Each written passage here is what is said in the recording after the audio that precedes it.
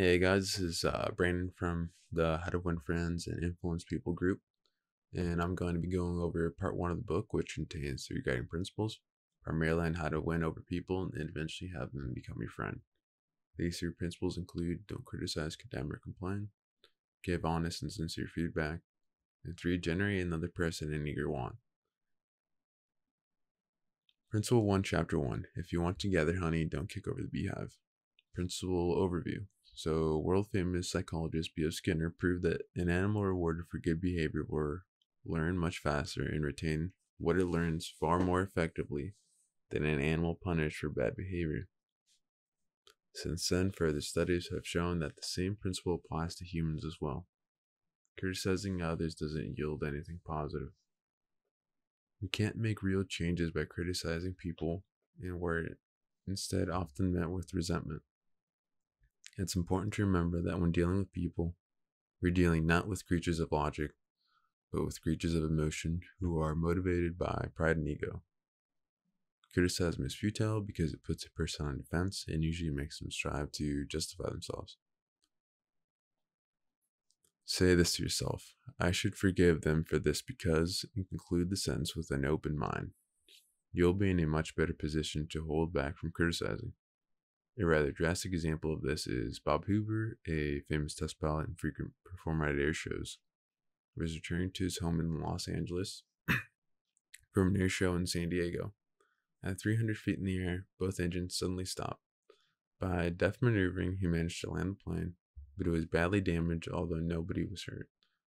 The airplane's fuel, just as he suspected, had been fueled with jet fuel rather than gasoline. Upon return to the airport, he asked to see the mechanic, who had serviced his airplane. The young man was sick with agony of his mistake. Tears streamed down his face as Hoover approached.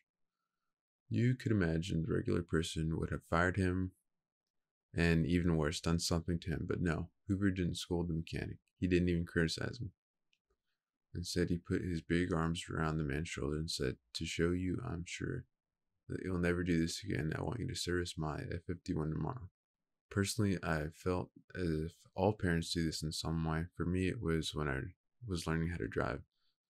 When I first began to learn how to drive, I could tell my dad was somewhat annoyed with how I was doing it, but he held back criticism since driving alone at a young age is a scary thing to do.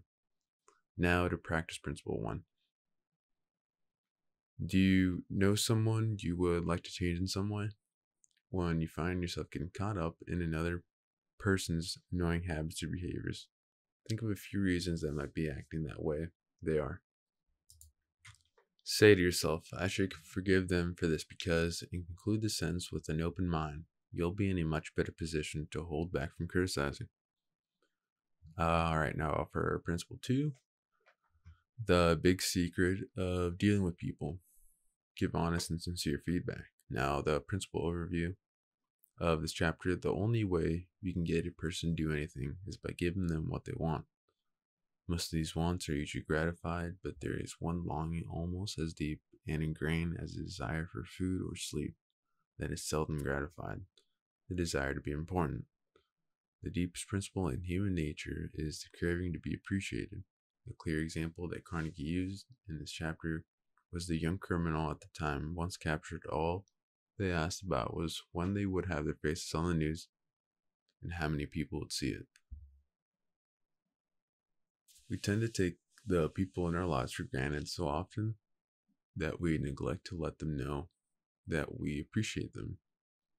We must be careful to keep in mind the difference between appreciation and flattery, which seldom works with discerning people, as it is shallow, selfish, and insincere. Flattery comes from the tongue, appreciation comes from the heart. Day in and day out, we spend most of our time thinking about ourselves, but if we stop thinking about ourselves for a bit and start thinking about other people's strengths, we wouldn't have to resort to cheap flattery, and we could offer honest, sincere appreciation. With words of true appreciation, we have the power to completely change another person's perception of themselves, improve their motivation, and be a driving force behind their success. When you think about it like that, and you have nothing to lose and only positive outcomes to gain, why wouldn't we offer genuine appreciation more often? All right, now to move on to chapter 3, principle 3, which is arouse another person near your want, and the principle overview. So think about it like this. So maybe your favorite dessert is strawberry cheesecake. Now, if you were to go fishing, would you bait your hook with cheesecake? Of course not. That's what you like, but fish for worms.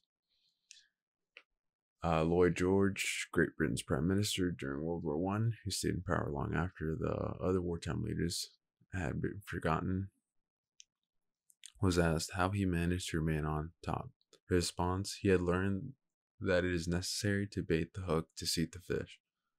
In other words, give people what they want, not what you want. Of course, you are interested in what you want, but no one else is. The rest of us, just like you, we are interested in what we want. So, a quote from Dale Carnegie, this principle is essential when trying to influence others. To convince someone, we have to frame it to what motivates them. And in order to do that, we have to be able to see things from their point of view.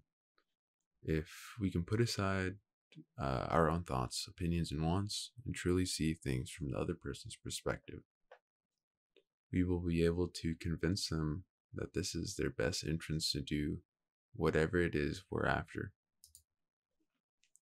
So, to practice this principle, next time you want to persuade someone to do something, before you speak, pause and ask yourself, how can I make this person want to do it?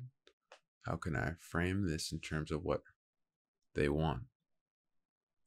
When you're writing an email that contains a request, try replacing I and my with you and your as much as possible. Craft your language to make it about them. So that concludes part 1, which included those 3 principles.